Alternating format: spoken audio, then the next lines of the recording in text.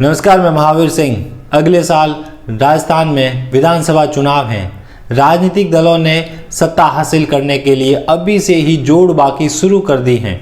कांग्रेस सत्ता में वापसी का प्रयास करेगी, जबकि भाजपा 5 साल सत्ता से दूर रहने के बाद अब सत्ता को हासिल करने के लिए पूरा जोर लगाएगी। अब वादे होंगे, सत्ता पर काबिज पार्टी की कमजोरियों को विपक्ष मुद्दा बनाएगा और सत्ताधारी पार्टी अपने कार्यकाल को स्वर्ण युग बताते हुए जनता से दोबारा वोट मांगेगी। अब आप कहेंगे कि ये सब तो हर चुनाव में देखा ही जाता है, लेकिन इस बार 2023 के विधानसभा चुनाव में एक मुद्दा सबसे ज्यादा हावी रहेगा। यह एक मुद्दा कई नेताओं के समीकरणों को बिगाड़ देगा, तो कईयों के लिए यह मुद्दा संजीवनी बूटी का काम करेगा।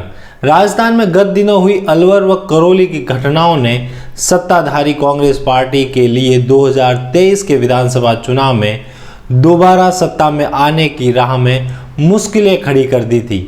इसमें भी रही सही कसर जोधपुर में हुए माहौल खराब ने पूरी कर दी।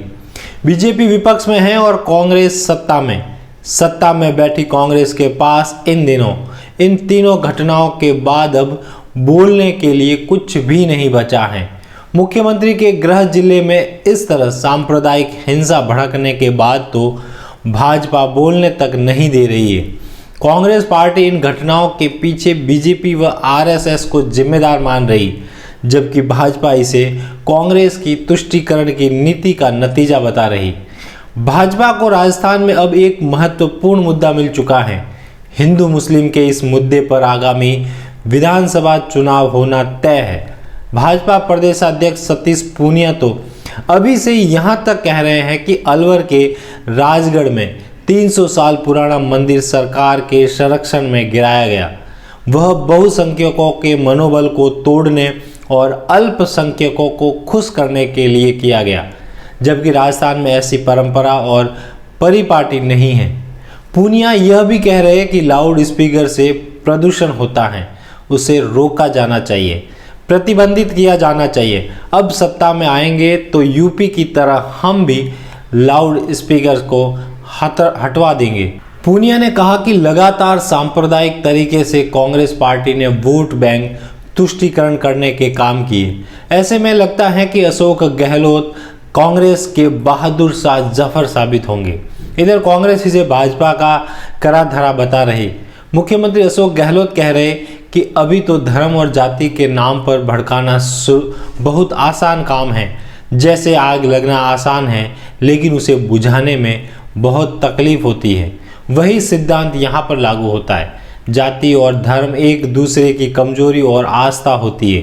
मुख्यमंत्री अशोक गहलोत यह भी कह रहे हैं कि उन्होंने तीनों घटनाओं को बेकाबू होने से पहले ही काबू में कर लिया। किसी तरह की जनहानि नहीं हुई।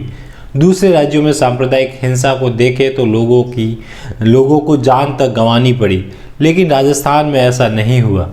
कांग्रेस भले ही कुछ भी बयान दे, लेकिन जोधपुर में जो घटना हुई वो वाकई कांग्रेस के लिए किसी अभिशाप से कम नहीं, और भाजपा के पास कांग्रेस को घेरने का ये सबसे बड़ा मुद्दा बैठे बैठाए ही मिल गया। आने वाले विधानसभा चुनाव विकास नहीं बल्कि धर्म के नाम पर लड़ा जाएगा, और यदि ऐसा होता है तो सांप्रदायिक सौहार्द वाले इस राजस्थान में परिस्थितियां बदल जाएगी। हिंदू वोटर और मुस्लिम वोटर खुलकर बंट जाएंगे। हालांकि इन घटनाओं का राजनीतिक फायदा तो यकीनन बीजेपी को ही मिलेगा, क्योंकि इन तीनों घटनाओं के बाद कांग्रेस ने बड़ी मात्रा में हिंदू वोटर खो दिए हैं। आगामी विधानसभा चुनाव में होता क्या है, यह तो वक्त ही बताएगा। धन्यवाद।